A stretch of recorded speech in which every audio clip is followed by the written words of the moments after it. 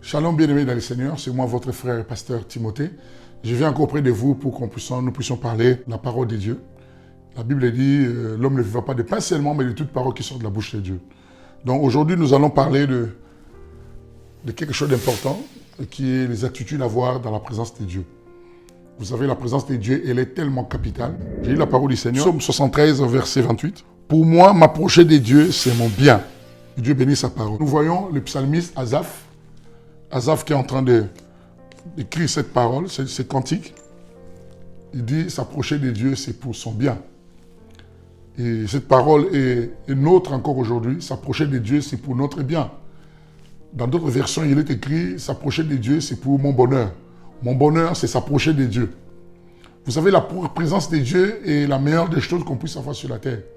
Parce que s'approcher de Dieu, c'est être dans l'abri. À l'abri de beaucoup de choses. À l'abri du danger, à l'abri de la mort, à l'abri de complications. La présence de Dieu est capitale et primordiale. Loin de Dieu, c'est la mort. Loin de Dieu, c'est la calamité. Loin de Dieu, c'est la sécheresse. Mais lorsqu'on s'approche de Dieu, nous sommes couverts. C'est pour ça que nous, enfants de Dieu, nous devons désirer être dans la présence de Dieu. David dira un jour, lorsqu'il a péché, il a dit, Seigneur, ne m'enlève pas ton esprit. Il voulait rester, demeurer toujours dans la présence de Dieu. Même dans le psaume 23, David est en train de dire, j'aime bien la fin du psaume 23, il dit de rester et demeurer dans la présence de Dieu. C'est-à-dire dans la maison de Dieu. Donc la présence de Dieu est quelque chose de capital, c'est ce qui est plus important. Tu peux tout manquer, mais pas la présence de Dieu.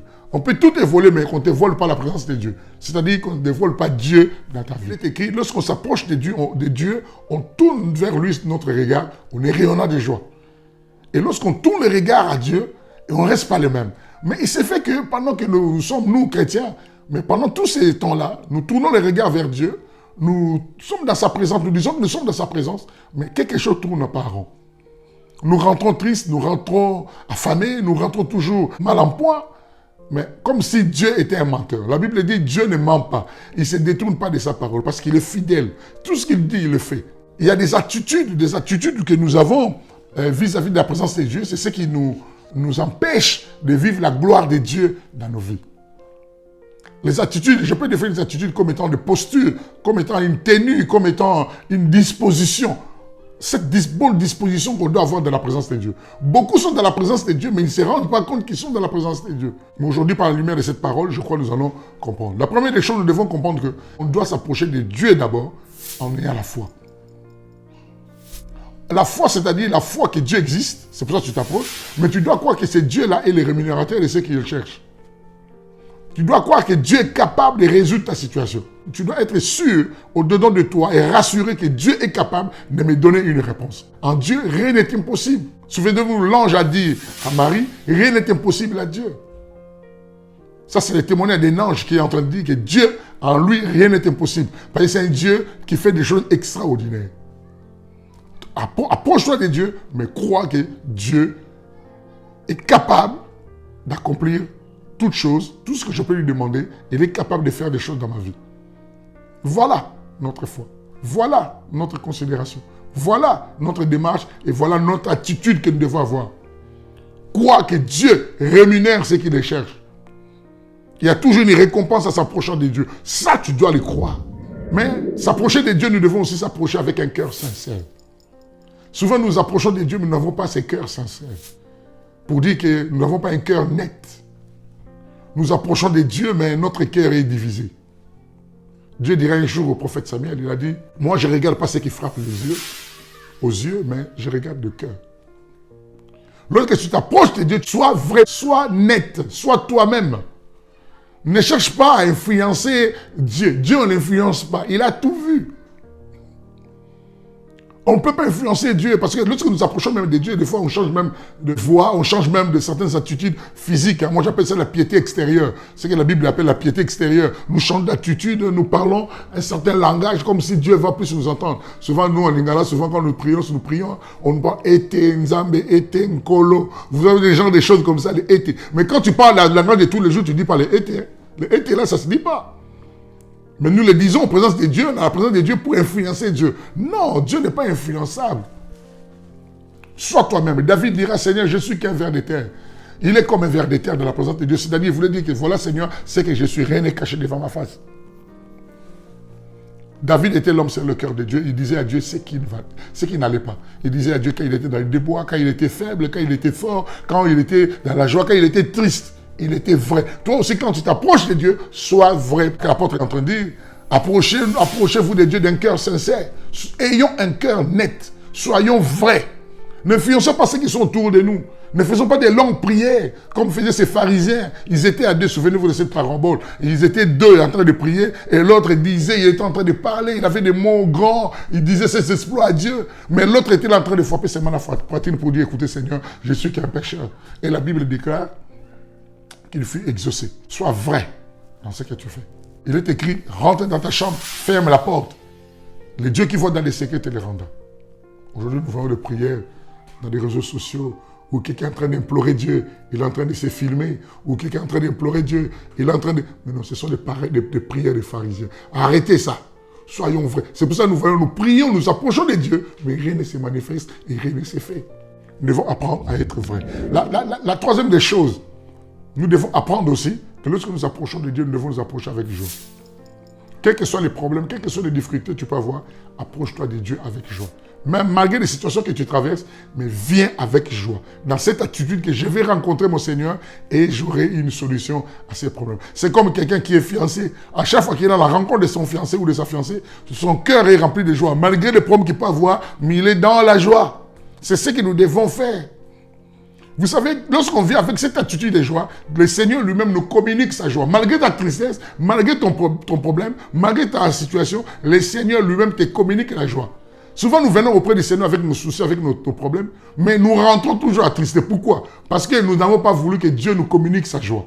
Lorsque tu as cette joie-là, tu viens dans cette attitude-là, dans la présence de Dieu avec joie, comme disait David, je suis dans la joie, quand on me dit, allons dans la maison de l'Éternel.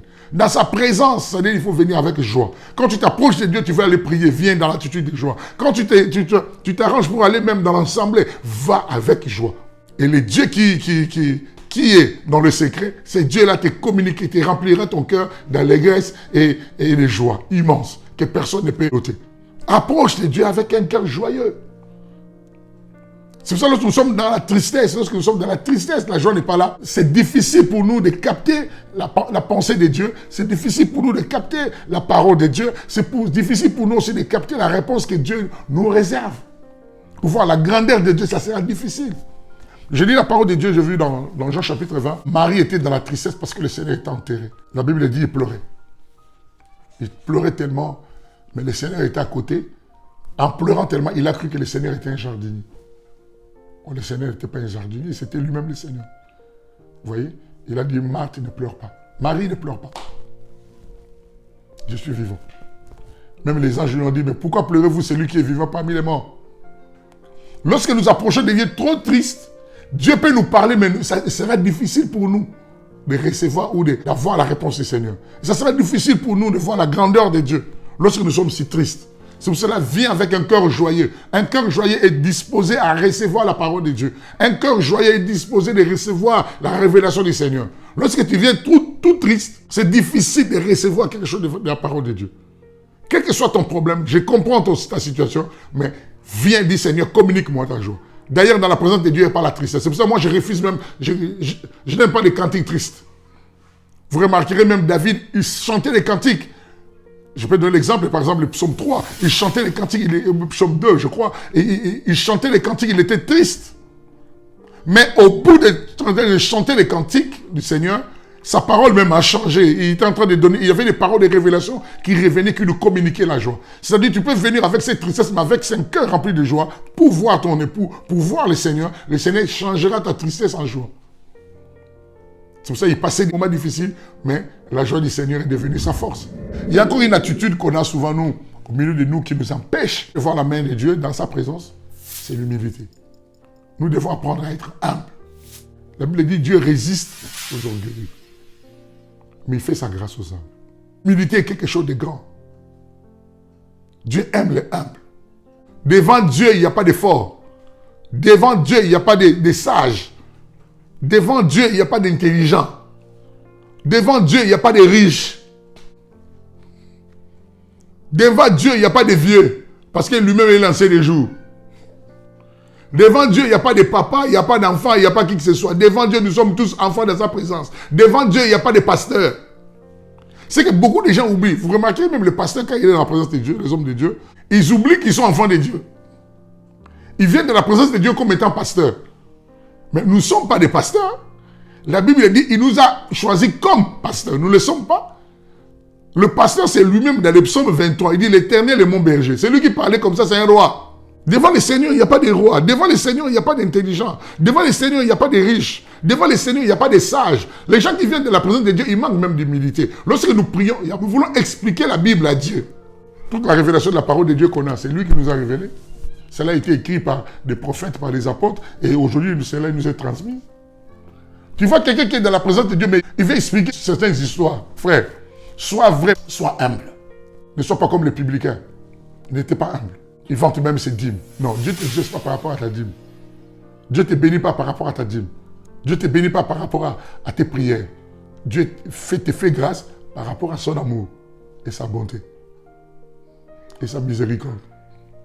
Sois humble. Quelle est ta posture? Quelle est ton attitude dans la présence de Dieu? Tu vois quelqu'un qui est dans la présence de Dieu, mais il regarde sa montre.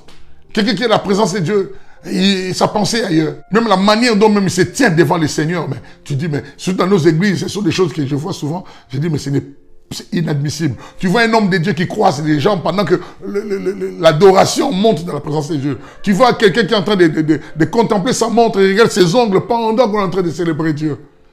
C'est une manque d'humilité, c'est de l'orgueil spirituel. Soyons humbles de la présence de Dieu. C'est pour ça que j'aime bien la meilleure attitude lorsqu'on vit de la présence de Dieu, c'est se prosterner ou se mettre à genoux.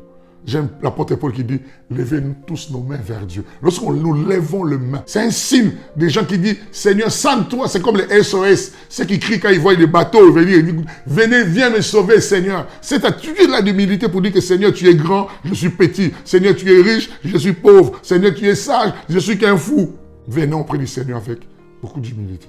Vous savez, des grands rois, même David, tu verras, c'est un homme humble. Salomon, devant le Seigneur, la Bible même le vante, un homme sage. Un homme intelligent. Mais un jour, il est venu auprès du Seigneur quand il a fait sa prière. Il dit, Seigneur, je suis qu'un enfant. Il dit, Seigneur, je suis qu'un enfant. Donne-moi la sagesse et l'intelligence. Et le discernement. Il disait à Dieu qu'il n'est qu'un enfant. Et la Bible dit, la nuit, le Seigneur venait le bénir d'une manière extraordinaire. Dans notre attitude dans la prière, soyons humbles. Souvent, on a peur de s'agenouiller par rapport à nos pantalons, à nos chemises. Ça ne peut pas nous empêcher de célébrer Dieu. Et il est plus que ça, il est au-delà de toutes ces choses. Soyons humbles. Et la dernière des choses, vous allez voir, l'offrande. L'offrande est quelque chose de capital de la présence de Dieu. Vous remarquez même dans Hébreux chapitre 11, quand on parle de la foi, quand on commence à parler les héros de la foi, on a parlé de quelqu'un d'abord. Son nom c'est Abel, il a offert. Dieu aime l'offrande. Quand tu es dans la présence de Dieu, il faut l'offrir quelque chose. La Bible dit, on ne vient pas dans la maison de Dieu le main vide. Bon, quand je parle de main vide, beaucoup de gens croient que c'est l'argent. Non, on ne vient pas comme ça, le main vide devant Dieu. Quand tu t'approches de la présence de Dieu, aie toujours quelque chose. Apportez-lui quelque chose. Venir devant Dieu sans rien, c'est péché. C'est une erreur monumentale. Parce que Dieu nous a donné en premier sans entendre un retour. Mais c'est Dieu-là aime qu'on l'offre quelque chose. Abraham, notre père de la foi, il a donné. Quand il a offert Isaac, Dieu a dit que je vois maintenant que tu m'aimes. David était un homme extraordinaire. Il donnait des choses à Dieu, mais pas possible. La première offrande que tu peux donner à Dieu, c'est ta vie. Donne-lui ton cœur. Donne-lui ta vie. C'est ça la meilleure offrande que tu peux donner à Dieu. Romains 12 nous dit, offrez à Dieu vos corps comme étant un sacrifice vivant, agréable et saint, qui sera de votre part un culte raisonnable. Ta vie à toi, ton corps à toi, tes pensées à toi, tout, donne-les à Dieu. J'aime les mages. Les mages, quand ils sont venus, ils se sont prosternés devant le Seigneur. Ils ont ouvert leur mal. Ils ont donné des présents à Dieu. Aujourd'hui, je ne te dis pas de dilapider ton argent. Je te dis, donne ton cœur. Je te dis, donne ton âme. Je te dis, donne ta vie à Dieu. Dis-lui, voilà Seigneur, dans l'adoration, dans la louange. Ne viens pas comme ça, le main vide devant le Seigneur. Et Dieu aime l'offrande. Souvenez-vous de Gédéon. Gédéon a rencontré le Seigneur, mais vous vous rendez compte s'il y a quelqu'un qui est plus occupé dans ce monde, ou dans l'univers tout entier. Moi, je dirais c'est Dieu. Il est tellement occupé, il a tellement de choses à faire. Mais la Bible dit, il a attendu Gédéon. Gédéon a dit, Seigneur, si c'est toi réellement, attends-moi, je vais aller chercher l'offrande. Et la Bible dit, l'ange de l'Éternel, c'est-à-dire l'Éternel lui-même a attendu Gédéon. Si l'offrande n'était pas importante, il a dit, écoutez, vas-y. Oh, c'est pas grave, mon fils, c'est pas grave. Non, mais Dieu a entendu l'offrande. Pourquoi? Parce que Gédéon avait cette connaissance de la parole de Dieu, qu'on ne vient pas devant le Seigneur les mains vides. Je donne encore un autre exemple, vous verrez, Saül. Saül voulait aller voir le prophète Samuel. Son serviteur dit non, on ne peut pas aller comme ça parce que lui-même dit mais je ne peux pas aller comme ça parce que je n'ai rien à lui offrir. Samuel représentait la présence de Dieu parce que c'était l'église à l'époque là. Pour voir Dieu, il fallait passer par Samuel. Quand tu vas dans la présence de Dieu, ramène-lui toujours quelque chose, une offrande et tu seras béni. Même il est écrit dans la parole de Dieu. Hein. Le présent d'un homme lui ouvre une porte. Les fils du monde sont révélés. Quand ils vont voir leur nganga, quand ils vont voir leur temple, ils ne vont pas comme ça main vide. Il n'y a que nous, lorsque nous venons de la présence de Dieu, nous venons main vide. Ramène d'abord, le premier offrande des offrandes, c'est toi-même. Que tu sois une offrande dans sa présence. Et Dieu sera glorifié. Et n'oublie pas ça, quand tu es dans la présence de Dieu, approche-toi d'abord avec foi. Tu crois que Dieu est capable, Dieu existe et est capable de te rémunérer. Et approche-toi avec joie. Approche-toi avec un cœur sincère, sois humble dans sa présence et apporte une offrande dans la présence de Dieu et tu verras la gloire de Dieu. Que Dieu te bénisse, que la grâce du Seigneur t'accompagne. Au nom de Jésus, Amen.